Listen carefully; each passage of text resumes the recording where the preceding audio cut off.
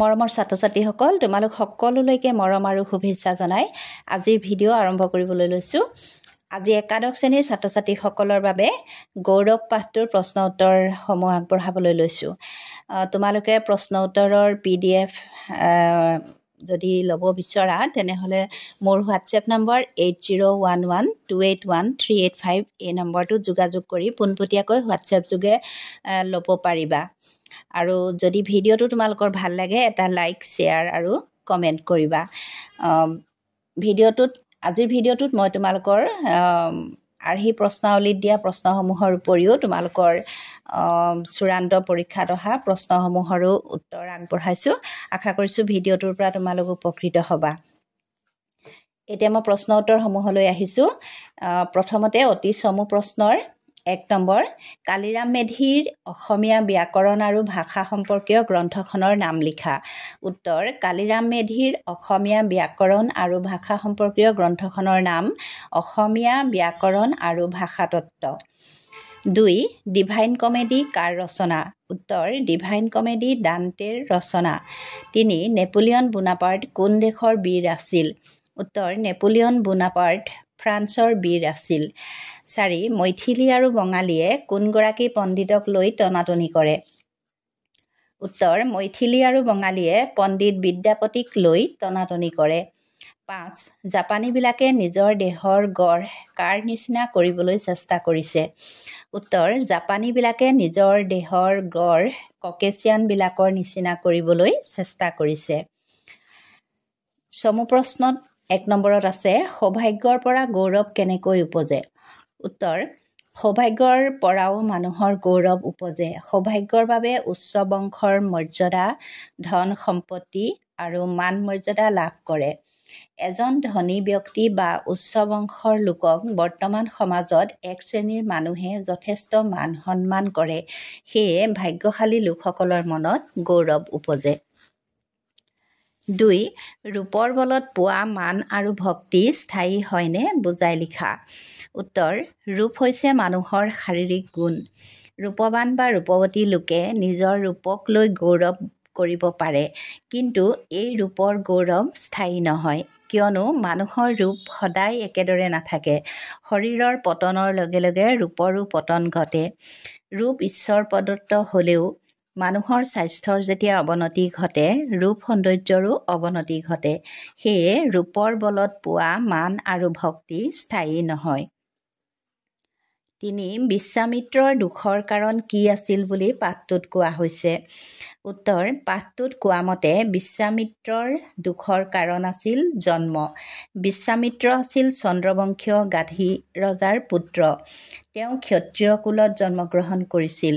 অনেক তপস্যাৰ বলতহে তেওঁ ব্ৰাহ্মণত্ব লাভ কৰিছিল। সেয়ে ক্ষত্ৰিয় কুলত জন্মগ্ৰহণ কৰাটোৱে বিশ্বামিত্ৰৰ দুখৰ কাৰণ আছিল।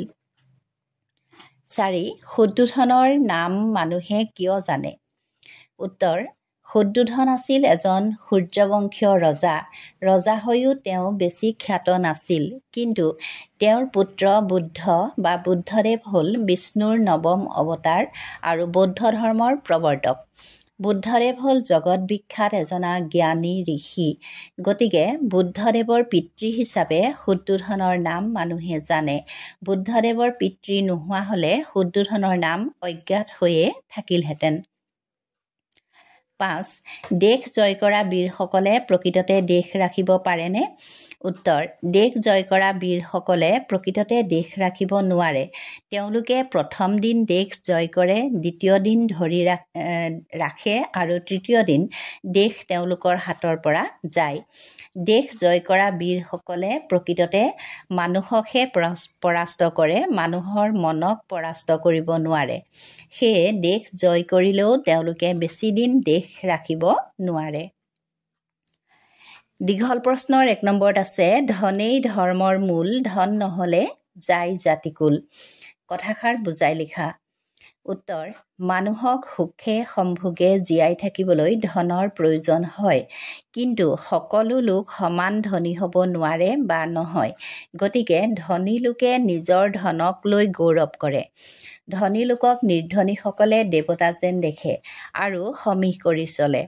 ধনৰ বলতে ধনী লোকে সকলো কাম সহজে কৰিব পাৰে, মানুহক বশ কৰিব পাৰে আৰু সমাজৰ দুৰ্বলসকলক শোষণ আৰু দমন কৰিব পাৰে। ধনৰ উৎস যিয়েই নহওক, সৎ বা অসৎ, তাক কোনেও বিচাৰ নকৰাকৈয়ে ধনী লোকলৈ ভয় শংকা কৰে আৰু ব্যৱহাৰতো নম্ৰ আৰু শিষ্টাচাৰী হয়। অৰ্থাৎ ধনী লোকৰ স্বভাৱ চৰিত্ৰ বেয়া হ'লেও কেৱল ধনৰ বলতে তেওঁলোকে মান সম্ভ্ৰম লাভ কৰে।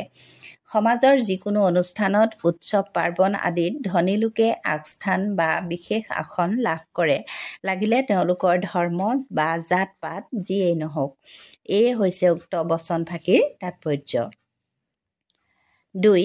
গৌৰৱ প্ৰবন্ধটোত প্ৰকৃত গৌৰৱৰ কাৰণ কি বুলি কোৱা হৈছে? উত্তৰ: গৌৰৱ প্ৰবন্ধটোত উল্লেখ কৰা মতে প্ৰকৃত গৌৰৱৰ কাৰণ হৈছে জ্ঞান, আত্মসংযম আৰু আত্মদান। এই গুণবিলাকে মানুহক অমৰ কৰে, মানুহৰ অন্তৰ জয় কৰিব পাৰে, চিৰদিনলৈ মানুহৰ অন্তৰত সাঁচ বহুৱাব পাৰে। আনহাতে জন্ম, ৰূপ, স্বাস্থ্য, বল, ধন আদি ক্ষণস্থায়ী আৰু সেইবোৰৰ পৰা উৎপত্তি হোৱা গৌৰৱো স্থায়ী নহয়। জ্ঞান, আত্মসংযম আৰু আত্মদান আদি গুণবোৰ কেতিয়াও ক্ষয় নহয় আৰু এইবোৰে এজন লোকক মহীয়ান কৰি তোলে।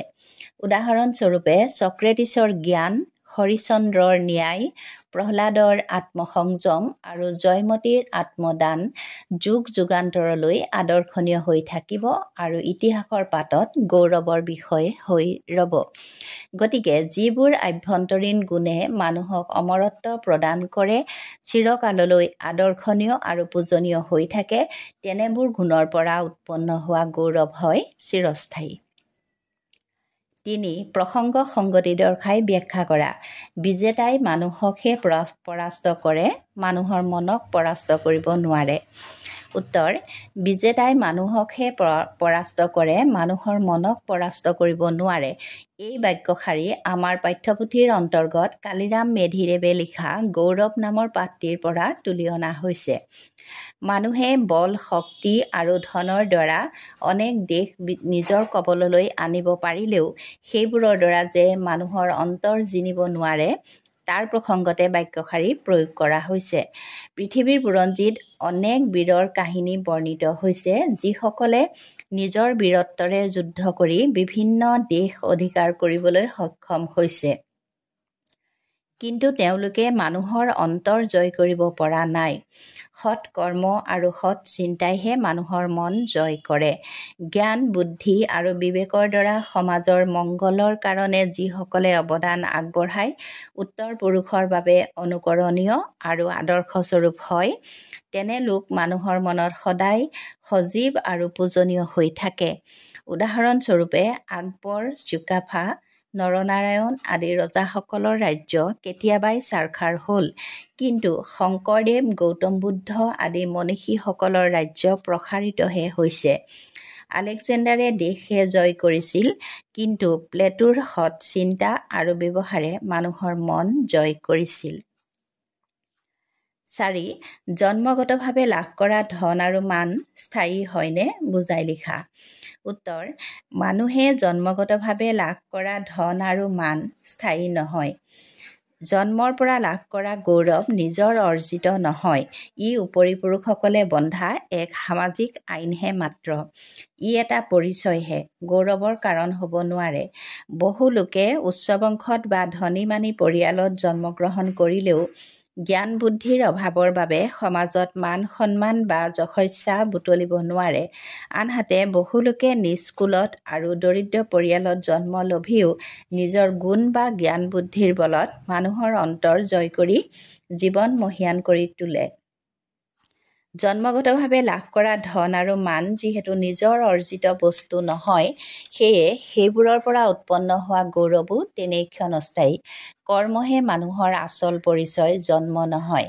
সৎ কৰ্মৰ দ্বাৰা মানুহ জগত বিখ্যাত হ'ব পাৰে, কি কুলত বা কিমান ধনীৰ ঘৰত জন্ম হৈছে সেইটো বিচাৰ্যৰ বিষয় নহয়। ৫. প্ৰসংগ সংগতি দৰ্শাই ব্যাখ্যা কৰা। ৰূপৰ কিবা আচৰিত চুম্বক শক্তি আছে।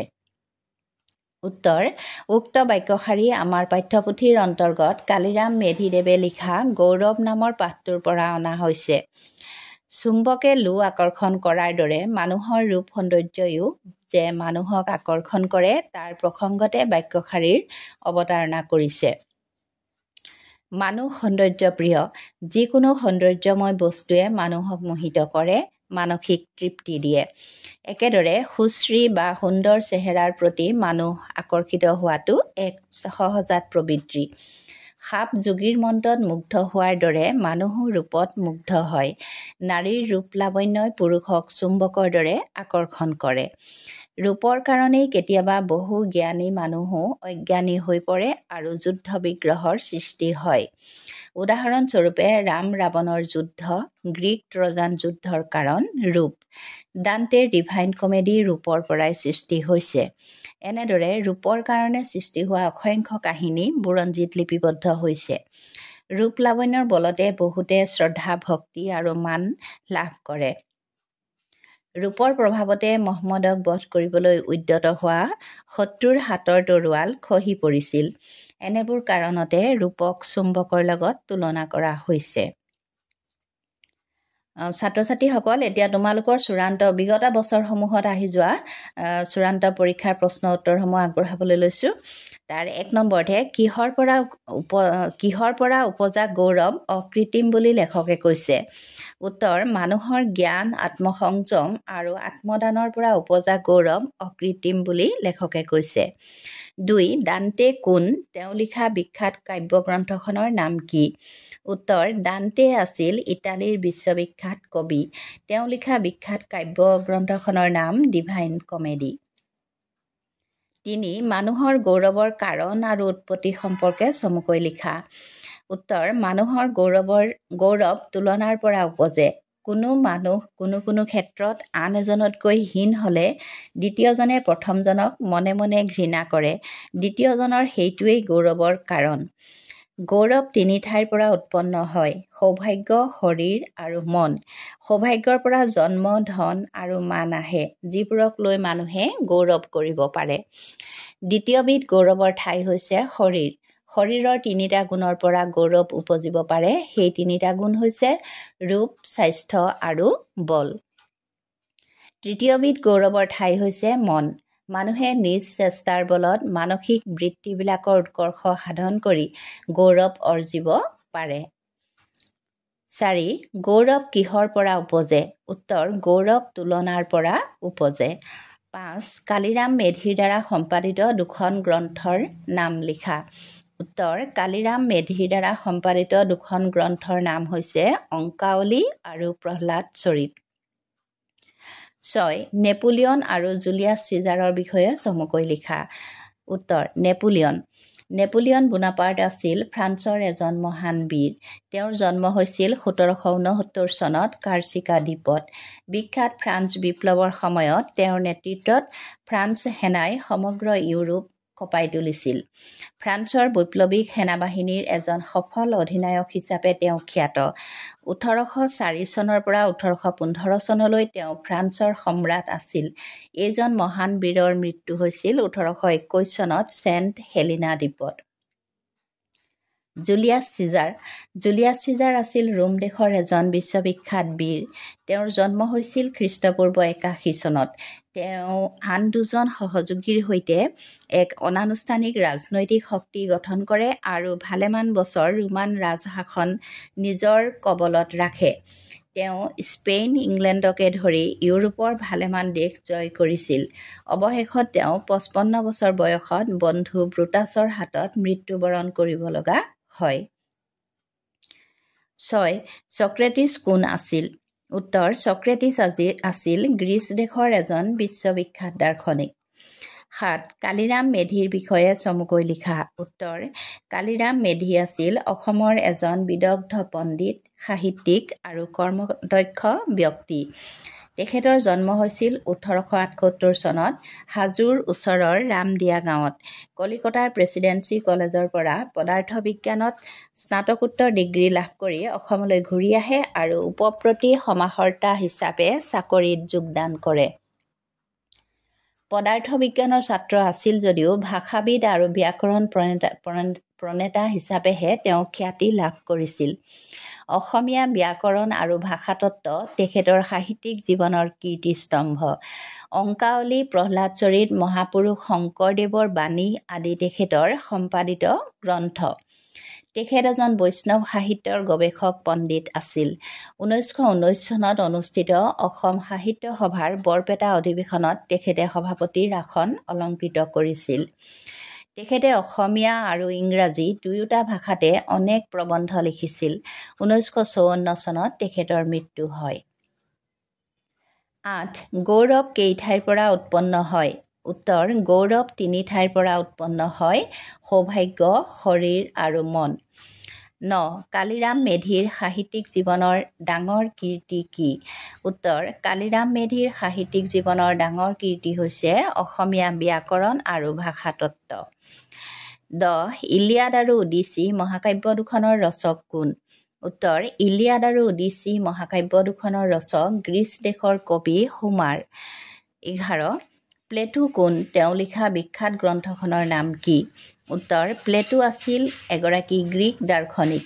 তেওঁ লিখা বিখ্যাত গ্ৰন্থখনৰ নাম ৰিপাব্লিক। ছাত্ৰ ছাত্ৰীসকল, তোমালোকৰ গৌৰৱ পাঠটোৰ প্ৰশ্ন উত্তৰসমূহ আছিল ইমানেই। আজিৰ ভিডিঅ' মই ইমানতে সামৰিবলৈ লৈছোঁ। পুনৰ আন এটি ভিডিঅ' লৈ তোমালোকৰ মাজলৈ আহিম। ধন্যবাদ।